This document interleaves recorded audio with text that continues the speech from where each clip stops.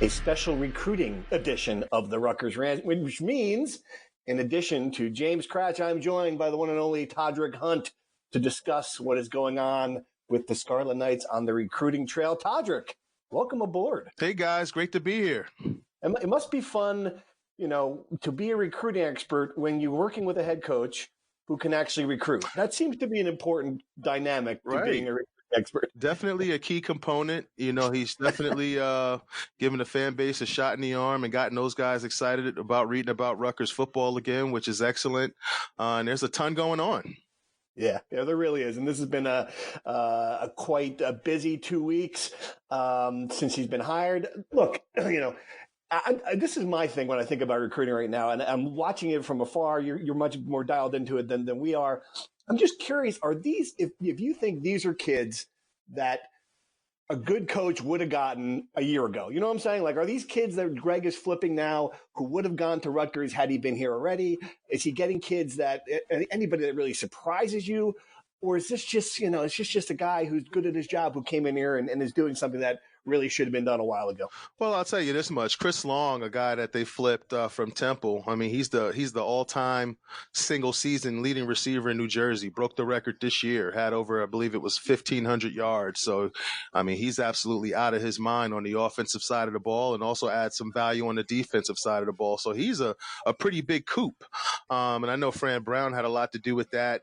Chris was actually committed to Rutgers secretly a few months back. Fran came in and flipped him to Temple, and that's where he was going to go until Fran Brown ended up here at Rutgers. So that's a huge coup. He's a guy that I think, obviously, I think physically he has some developing to do. They'll want to see him gain some weight, 20, 25 pounds. But if he could attack the offseason real hard, build on his frame, add some functional mass, he could be a guy that you see in the mix as soon as next year. So that was certainly a big one. And they got a big underrated kid this past weekend, was committed to Bowling Green, named Troy Rainey out of Harding High School in Bridgeport, Connecticut. And I absolutely love his frame. He's listed at 6'5", 300, but measured 6'3", 301 pounds up at Rutgers with a 9-foot wingspan. And the kid can absolutely move. He runs the 100-meter dash for his track and field team. He also wrestles. So those are the type of guys that you want to add to the fold, especially when you're talking about playing in the Big Ten East and in those trenches. Big guys who are athletic, who are tough, who can move, guys who wrestle, so when you don't necessarily have all the chips in your bag, right, and everything to sell, you have to be great at evaluating, right? And you have to look for those key components to guys, and basically dig in your bag. What's worked for you in the past? And wrestlers, guys that get down and dirty, understand how to, fight pressure, things of that nature. So I'm really impressed with what they've been able to do in this first couple of weeks of Schiano being around. Todderick, I look at the class, situation right now. Tyrene Powell from Vineland, another guy they flipped from Virginia Tech. He's the top-rated recruit in the class as of now.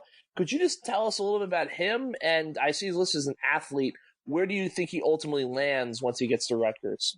I think at Rutgers, he's probably a linebacker, like an outside linebacker, or maybe that hybrid. I'm not exactly sure what type of defense they'll be running, but he's the type of guy that could be like a hybrid, rush in type, a guy that'll, cover some guys, down the field, but also be able to rush off the edge, utilizing his elite length. He's a guy that brings the boom. I've actually watched him, over the past 3 years really develop into a young man. And one area where I believe he's really improved is his ability to finish plays. He's a physical tackler. He was a leader of his team. It was all eyes on him this past season. Any team that went into Violent to compete against those guys, he actually played quarterback for the team out of need. So he's showing you he's a team first guy. And he's a guy that committed to Virginia Tech early on. They offered him, I believe they were first.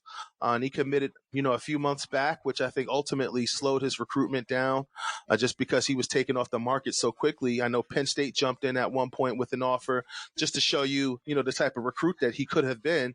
But ultimately, he decided to stay committed to VTech until Greg Schiano came around. with his enticing ways. I mean, that guy, he can sell anything. I mean, you get him in a room, he's just got a certain presence about himself, a certain juice factor that you don't necessarily feel with just anybody. And I think that played a part in Tyreen Powell flipping over to Rutgers. Well, that was the problem with Chris Ash. I just never felt he was a closer. You need a guy who can go in there, go in the living room and get these, get the recruit at the end. It's great to have good assistants and it's great to identify them and develop them, but you really got to be someone who can get them to sign on the bottom line. That's what Schiano's always done well. Our two guys who are coming in who are not who are more of experience, older kids. They've got junior college offensive lineman Cedric Palant. Is that how you pronounce it? Palant. Cedric Palant. Okay, and the graduate transfer from UCF, Malik Barrow. Are those two guys you expect to see play right away? And then what can we expect from them? Well, Palant, I mean, anytime you get, a guy from the junior college ranks or through the transfer portal, you're hoping for a plug and play, right? A guy that you could just insert into your offense or defense and he can, give you add some depth and give you some immediate productivity. A guy like Palant, I think, is certainly in that mold, at least offensively. Barrow, I know, is a defensive guy. He'll be coming in and playing along the defensive line. But Palant, certainly, I mean, they'll if they're offering him, and that's another thing, about this new old staff, or however I should put it. They've been really meticulous about their offers since Greg has been around. The first couple of days, I was kind of sitting around wondering, because I had heard he had visited, a few places, but, I had expected this breakneck pace of just things going on and him just spraying offers all around the globe and kind of seeing what sticks, sort of like Ash did when he came in a few years back. But Greg took a really meticulous approach. They're fully evaluating these kids, only offering kids that they would accept a commitment from, not just throwing things out there to see what sticks, or what they can do. They're fully evaluating these guys academically as well, before extending these offers. And these are guys that they really expect to land in the end. So the change of focus is interesting. I think it's a good thing because it adds value to the offer, right? It's not a school that's just pretty much offering everybody. Right. You're talking about, Chris Ash's staff who would offer, maybe over 400, 500 kids per class. And that's a ton of kids. And I think it devalues your offers a little bit when you do that. So I like the meticulous approach. And if they're offering a guy, just to get back to my original point, they expect him to be able to come in and contribute. And Palant, I love his finishing abilities, played left tackle. I don't know if he'll play that at Rutgers, but if you can play left tackle, then you certainly have some feet and the ability to protect the blind side. So if they stick you inside or somewhere like that where you have help on both sides, you should be a really special player. So I think he adds great value. And the guy that has experience protecting the blind side, you can also play him inside and maybe on the right side of the line. He's got a big, beefy build. Rutgers certainly looking to get bigger in the trenches and more physical. And I think he could be a key component in that. A guy like Barrow had a pre-existing relationship with Schiano from his days at Ohio State. Right. Has never really gotten off the ground. A big-time 4-star coming out of ING. Has had some injury issues, I believe a couple of ACLs, medically retired from football. So that's why when I heard that Rutgers was interested, it was a little bit of a head-scratcher for me. But at the same time, sometimes when you're 2 years removed, from those type of injuries, as opposed to 1 year, you really bounce back and get that athletic boost and get your legs back. So he ultimately ended up transferring to UCF, where he played in, I believe it was like 4 games or so, made a couple of plays, not a lot of high level production. But I don't know if that's the best indication of what he'll bring at Rutgers, being a couple years out from those injuries. Todderick, this 2 other position questions for you. Malachi Max Melton. He's listed as a cornerback. Do you see him being a corner or a receiver at Rutgers? And, obviously they've signed, Barrow, and we know they're in on a couple of other defensive ends that might sign, either Wednesday, or early sign period, or go into February. Victor Konopka, the big kid from Blair, Bosco basketball player. I'm looking at his size. Do you think he's a guy who potentially, everyone says he's a project. Is that project maybe going to be moving him to like left tackle? You think? I'm just looking at because they're in the mix for other defensive ends. They have some linemen in this class. I'm just wondering if he's a guy who might be moved to the offensive side of the ball eventually. I think he's certainly a candidate for that. When you take a look at his frame and his athleticism, you say, wow, for a kid this big, he's doing a nice job at DN, turning speed to power, making athletic plays despite being raw, being a first-year football guy. A lot of people don't realize, I mean, this past year was his first season ever playing football. He was a kid at Don Bosco, one of the biggest football powers in the Big Six in North Jersey, but he was a basketball guy. Ended up taking a basketball scholarship to one of the service academies and just ended up feeling like that wasn't quite for him. Took his talents over to Blair, where a lot of tall, athletic defensive end types have gone and flourished, with Power 5 offers. Rutgers ended up jumping in. I believe Virginia was first. A couple others may have jumped in as well. But they really jumped on him and recruited him hard, even before Greg Schiano joined the staff. I know Nunzio was paying him a lot of attention, things of that nature. And ultimately, when you look at his skill set and you see what he can do on defense, you just think, wow, imagine what he could do on offense. Now, to me, offensive line is more of a thinking man's position. Like defensively, especially if you're playing inside, you can get away with playing a little bit earlier because you can kind of just go, right? Especially if you're playing in an attacking defense where you got to get in gaps, where you're starting and you pretty much have a predetermined, move, or step or stunt, prior to the play. Offensive line is a thinking man's position. You're dealing with defensive linemen shifting before plays, and you really have to know exactly what you're doing offensively. So I think if he does end up being an offensive lineman at Rutgers, the development curve becomes a lot longer, and you maybe start seeing playing a little bit later in his career. But if he does, and he could easily end up a 3 technique on the defensive side of the ball, which is probably where I would first look to go with it when looking at his athleticism, just so you could get him on the field a little bit quicker. All right, so we've got a Don Bosco running back who's close to committing, but not the Don Bosco running back that everyone was hoping would commit. What is going on with that situation? Is Jalen Berger still an option, you think, for the Scarlet Knights, or is he leaning, taking the visit to UCLA? Is he leaning to another direction? And the other kid, Kyle Monagai, how do you pronounce his name? I'm going to murder this kid's name too. Monagai? Right. Is he a guy who's you're going to see commit before Wednesday? What's going on there? I mean, I would expect to see, Kyle Monagai, he's got, over 20 offers. So, he could certainly, go a lot of different places. But I would expect for him to commit to Rutgers at some point today after picking up the offer on Sunday. Both guys being teammates, I've gotten a lot of questions, about whether or not, his offer will deter Jalen or actually entice him. And I think it'll entice him. Those two guys have really developed a strong friendship over the past 2 years, really being the 2 stars of that Don Bosco program. I mean, they've just been absolutely all over the place when it comes to running the football, catching the football out the backfield, and also running routes down the field. So, I mean, they've done a very nice job and have great camaraderie and a brotherhood that's been developed. So I know Jalen was super supportive when his teammate got that offer. And I think, if anything, it will entice him to come to a school with a guy that he's comfortable with, familiar with, and has a good friendship with. And they also work well off one another. Monungai actually led the team in receiving yards and rushing yards this past season. A lot of people don't realize that, just to show you the type of quality player he is. But it's kind of cool because one guy was able to be the decoy while the other guy was able to get off. And then they would switch those roles throughout the season as well. So, I like it. I like the offer. I like what Monungai can do in between the tackles with his quick twitch. He also has the ability to run through guys. Jalen Berger, also an explosive downhill guy, opened up his offense this year, doing more, from the outside as a receiver and in the slot. And I love his natural ability to catch the football, a true two-way threat on the offensive side of the ball. And I don't think one cancels out the other in any way. I think they work really well off each other.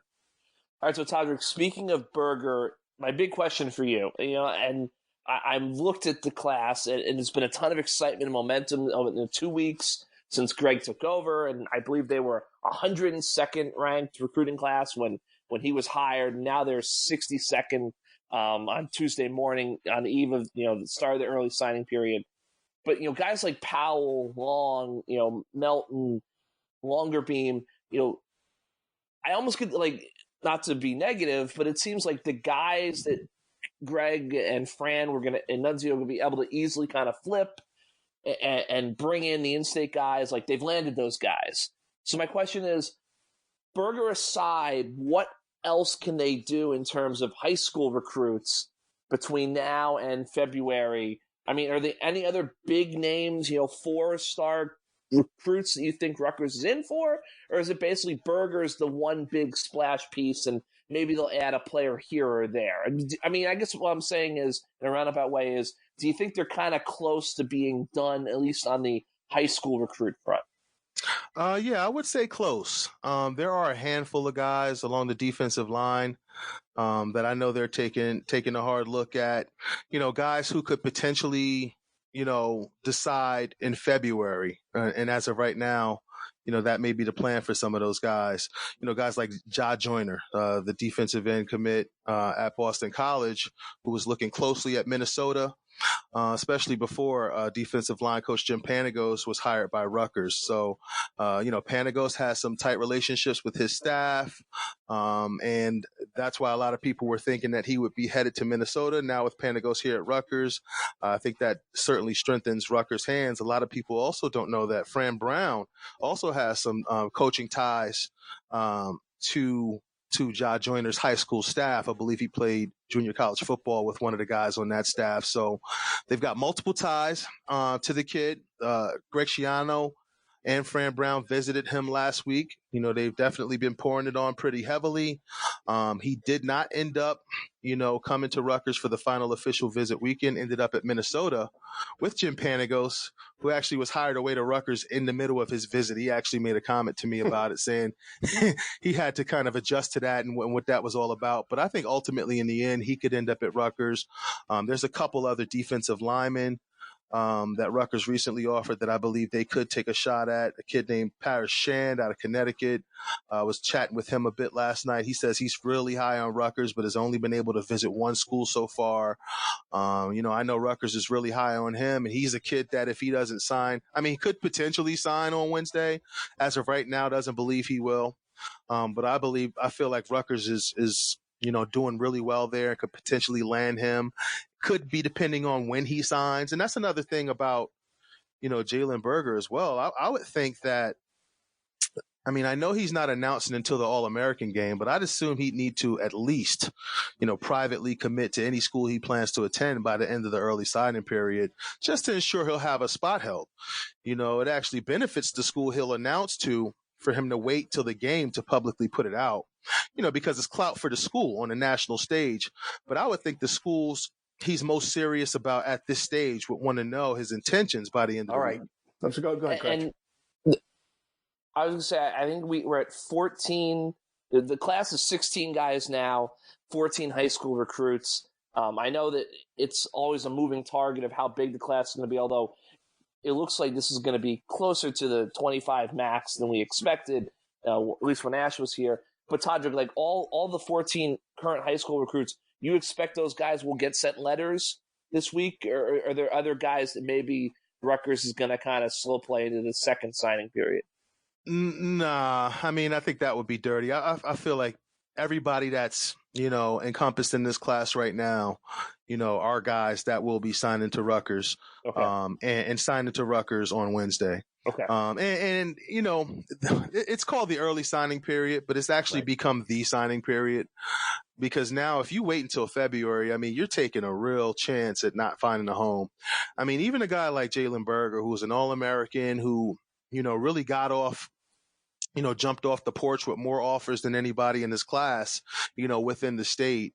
Even a guy like him, I feel like, needs to be protected, when advancing your recruitment beyond the early signing period, because as spots fill up, unfortunately, schools just don't have that availability for you. You take a look at, and people always want to know the scholarship count at Rutgers, right? The number is ever changing. But I hear they could potentially have a class into the 20s. I don't know if I expect them to go, all the way to 25. That's a pretty significant number. But when you start crunching things, you kind of realize how tough that would be to get to. You have to remember Brian Ugle, right?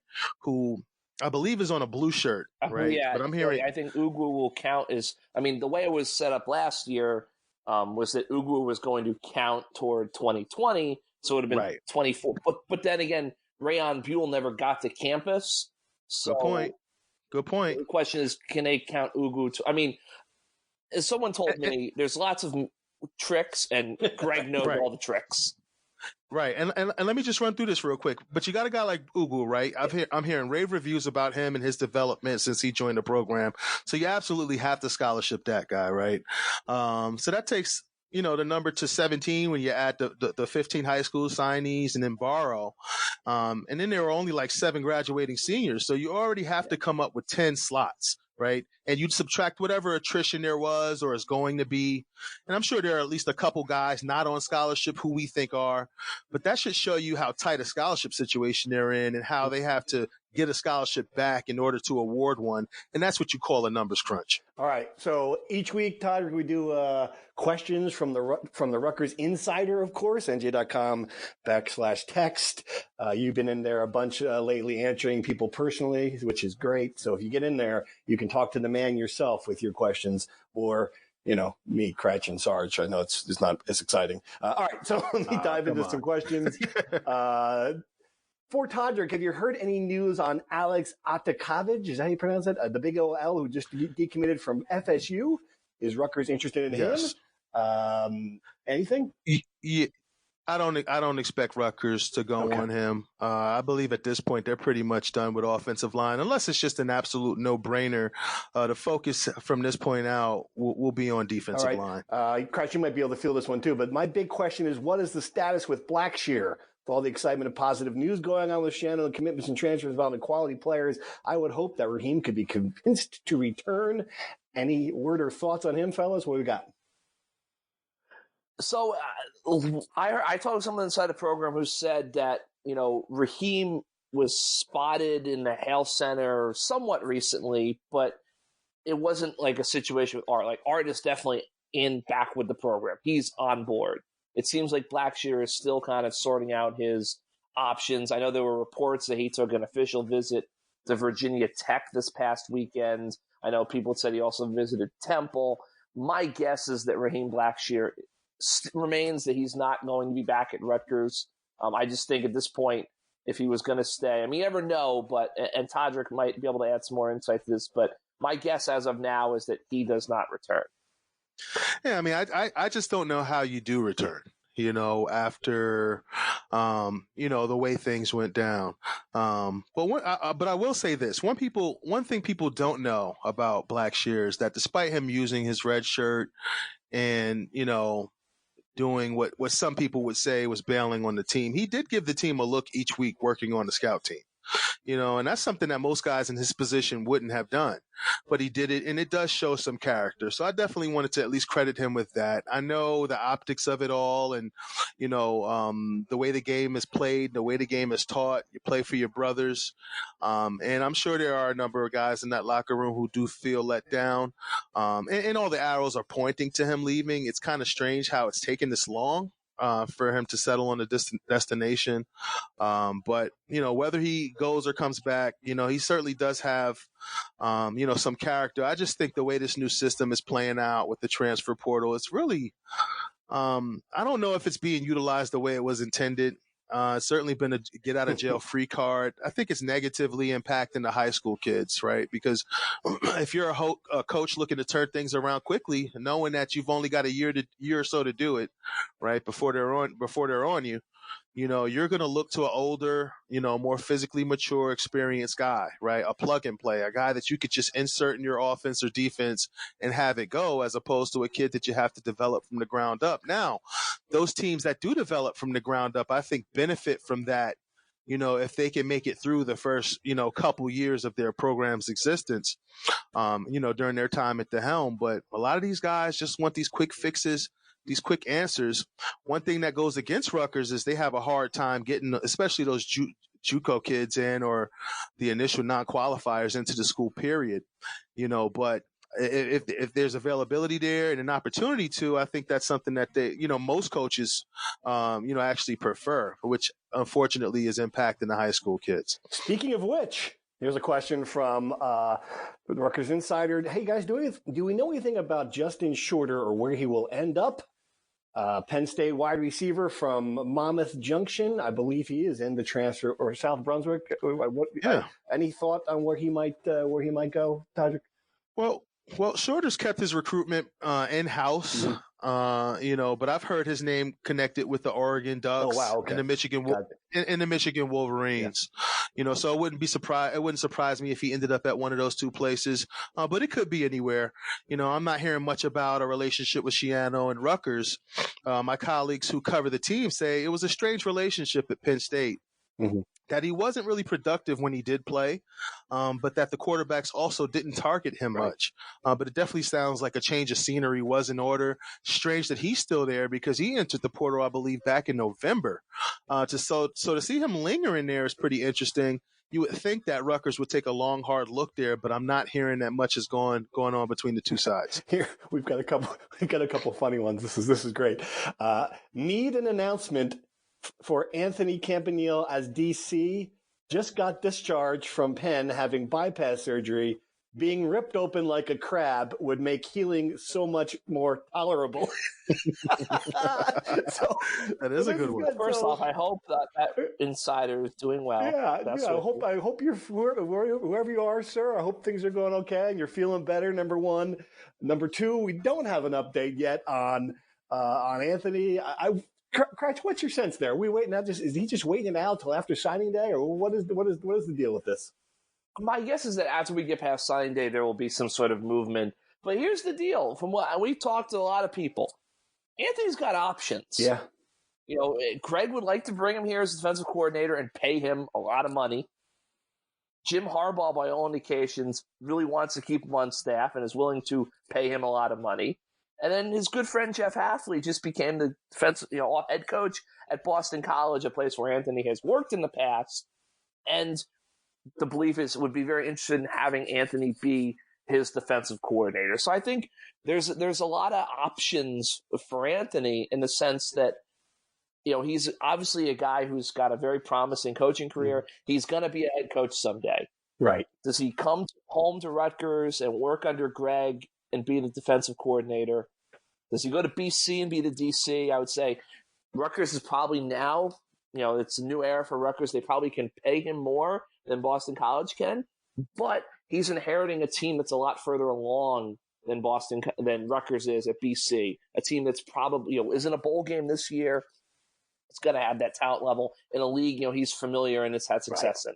Or if he stays at Michigan, even if it just comes with a raise to start, Don Brown is going to be a head coach again someday.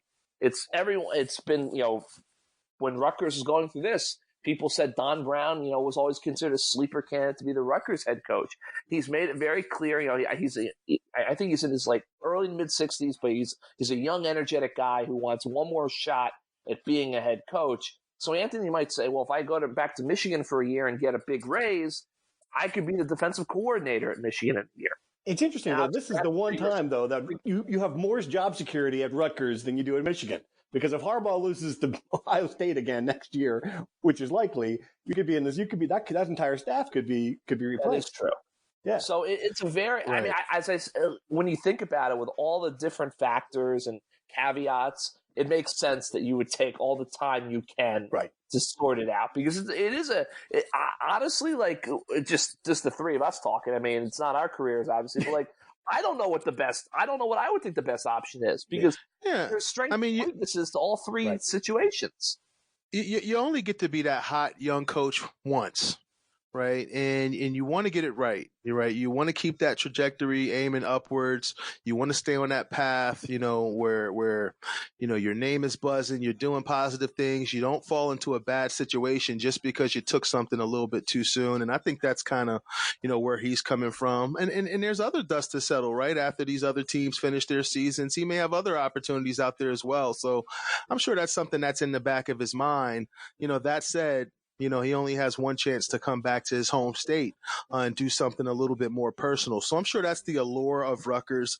But at the same time, with having so many different things on the table and the timing of it all being a bit tricky, I could see why he could be holding out there. But I know from the Rutgers perspective, it would have been nice to have him installed prior to the early signing period, where it could have positively, affected, your recruitment. And even guys like, Fran Brown and Greg Schiano only had a couple weeks on the ground to really go to work, and they've made a lot happen in a short period of time. But I know from the Rutgers standpoint, they definitely would have loved to have him in here a couple weeks ago, and really get that piece going. But there'll still be another piece, right, up until February, as far as the second piece of this of the signing period, where they'll get to go to work, but there'll just be less, a lot less players left on the market. Okay, about 53 people asked about the OC, which we really don't have. This is called the Schiano lockdown effect, folks. He is not one who leaks information. It's a tighter ship than people are used to with Flood and Ash, certainly. So we have not gotten a lot of information on the OC. So what do you guys hear? What do you guys predict is going to happen with the offensive coordinator here? Well, I stumbled on Gleason a ways back. And I know for a lot of people, he's kind of become their leading guy, or at least the one guy whose name is still kind of buzzing out of that group. Mm-hmm. But, like you guys, I haven't heard much about it, over the past week or so. So I'm sitting here anxiously awaiting the information just like everybody else. Yeah, I would go as far as to say that I know that I heard from some folks that, like, Greg has told the kids, what he's looking for in an offensive coordinator, but he hasn't provided any names. So it's basically just trying to take those broad strokes and try to fit. I do think Gleason is a guy that I think for a fact, I know Greg was definitely interested in him. I think the big question is whether or not you're going to be able to shake him loose from Oklahoma State. And honestly, Penn State needs an offensive coordinator now. So that means, I think, Steve, you said this to Rutgers Insiders last week. Now, even though that Rutgers has the money now, it's now it's still swimming in the same pool with those Sharks that have the money and have the players and have the fact that the last two Penn State offensive coordinators have become head coaches. So I think that's going to be now a factor for Rutgers as well. All right, and this is my favorite all-time Rutgers text question. I've saved it for last because we have a great answer for it too. What are the funniest, if any, text replies that you received by accident with people texting your insider service? I almost hit send on, no, it's really bad. The toilet basically exploded, and caught myself right before I hit send. All right, so the best one we've gotten, and this is no lie, if this person's listening, I couldn't reveal you if I could, but I really want to help you out this night. Somebody texted us a hotel and a room number with a heart. Wow. And see you soon. Right, Cratch? Yes. And it took every fiber of my being, of course, not to call the number and say, hey, sexy, I'll be there in a few minutes. Hey, Steve, I guess you got to get in where you fit in, huh? Exactly. It was a hotel in California. I just kept on thinking to myself, I hope this guy is just not sitting there going, God, she didn't call. Why didn't she call? Oh, man. I texted her in the room. Yeah, that's by far the best thing we've ever gotten by mistake. So there you go. Congrats whoever did that. I hope it worked out and you figured it out that you got the wrong number. All right, Todderick, do you want to stay on the line or you want to go away now? What do you want to do? We're going to talk hoops a little bit. We appreciate your expertise on recruiting. Okay, I appreciate you guys. It's certainly been fun, talking about recruiting with signing day popping up tomorrow. Looking forward to, an exciting day. Hopefully some, interesting things happening. But I really like the work that they've done so far with this class and, with a few more scholarships in hand, marching towards the traditional signing period. It'll be fun to see what they do. Absolutely. And look out for our coverage on Wednesday. It's going to be a busy day. As always, we'll have about 413 posts on the website, and we'll be texting you updates as we go along. All right, sir, thank you for joining us on that. It's much appreciated. Don't close your browser, as we mentioned, or we'll lose the whole thing. I got you guys. Appreciate you guys. Good talking to you. All right, Todderick. All right, Kratz, let's talk hoops because that was you weren't there, but it was a really fun day for the Scarlet Knights. Absolutely obliterated Seton Hall. And I think I kind of expected that they would play well in front of the home crowd. The rack is worth, 7, 8, 9 points on when the crowd's jumping like that, but to go up 14-0, to never really lose that lead either. It was impressive. I'm just, when you looked at that outcome, what do you think that means? Does it change the trajectory of this season as a whole? I don't know if it changes the trajectory of the season. I do think that I'm very eager. I will be at the Lafayette game on Sunday, 1:00 tip-off. A Lafayette, good Patriot League program, tough, not going to make a lot of mistakes. I don't think that's a trap game per se, but I do think that's an interesting test for this team because, it's all kind of forgotten now, but early on in the season, they were kind of having these nip and tuck games with low major programs. And Steve Peichel kept on telling people, don't worry about it. Hey, you know what? Real quick, Wisconsin and Seton Hall, tremendous 2-game swing for Steve Peichel. Yeah. Because I really feel like if he had lost those 2 games, no one was going to call for his job or anything, but people were going to sort of start to tune out on the season. Oh, absolutely. I think. I don't know. No question. No question. So I think he needed that. Now he's kind of back. It's, I think the whole Schiano thing, come in, Steve needed those 2 wins. He got them. What I do think it changes is, and I'm a big firm believer that, the students all showed up, granted it's Seton Hall, but everyone showed up. The place was packed. Everyone went nuts. They stormed the court. I think fans start to chase that feeling. Yeah. And now I look at their home schedule, and obviously, Lafayette and Caldwell give them 2 wins. They start at Nebraska, which has gotten a lot better in the last 2 weeks. A big game because they have to prove they can win on the road. So that's an important game. Yep. But then I look, Penn State at home, Indiana at home, Minnesota, Nebraska comes here, Purdue, Michigan, Michigan at the Garden. That's a road game. Northwestern. I just think, can they start to? They're not going to have a sellout probably every night in Big Ten play at home, but can they get 6,500, 7,000, 8,000 people in the rack every night? And if they're going nuts, all of a sudden I think you look at that Big Ten home schedule and think to yourself, is there a possibility they go like 7-2 in their remaining 9 conference games at home or something like that? If you can get 6 or 7 conference wins at home, you're basically there when it comes to that NIT line. I know lots of folks, Senator Lesniak included, think this is an NCAA tournament team, and they very well may be, but you got to shoot for the NIT first. I just think if the RAC can become a place where it's very hard to win at, that is a major step forward for Rutgers, and they're suddenly, postseason seems very realistic. Because if they can just rack up a bunch of wins at home, they just only have to get a couple of road wins, and they're in great shape. Yeah, and I'm looking at that, and looking at the teams that have made the NIT from the Big Ten. Nebraska got there with a 6-12 regular season in the Big Ten last year, a decent non-conference schedule, and then they won 2 games in the Big Ten tournament. So there's a lot of paths there, but I think it's certainly well within reach. A little harder for the NCAAs now. You got to have a winning record in conference. I think that's going to be a tough. I mean, the schedule is just Big Ten is the best conference in the country. I mean, the back end of that, we talked about it at the front end. It's nice to have, you kind of ease into not really ease into it, but you have an easier front end to the Big Ten schedule. But when it gets to February, Michigan, Maryland, Ohio State, Michigan again, I mean, it is a brutal sort of stretch there. It's just hard to imagine unless something really, they really catch fire that they get enough on their resume for NCAAs. No, I agree, but hey, there's hope. There's hope. Yes, there's hope, and it was great. No hope. Yeah.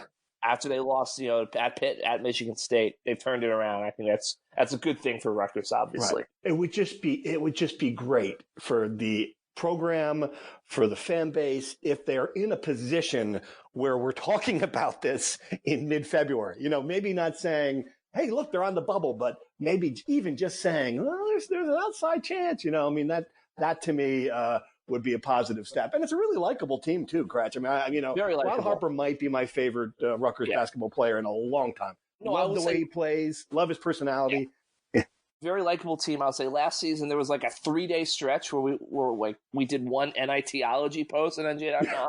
Right. It didn't last very long, but I think it'll last longer this year. Also, switching sides, women's basketball, best start since 2005, 10-1.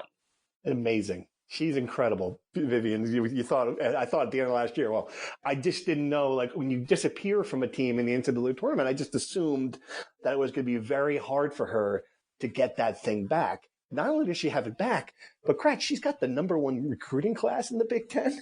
I mean, yes, it's amazing.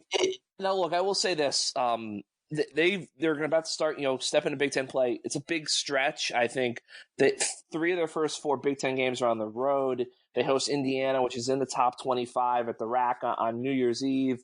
So I do think that, look, both Rutgers men's and women's basketball don't play the toughest non-conference schedules in the world. I think that Vivian's schedule actually was tougher than Steve Pikiell's, all things considered. But this is going to be a little step up. They hit the road early in Big Ten play to have a ranked Indiana team come into the RAC. So we're going to learn a little bit more about them in the next 2 weeks.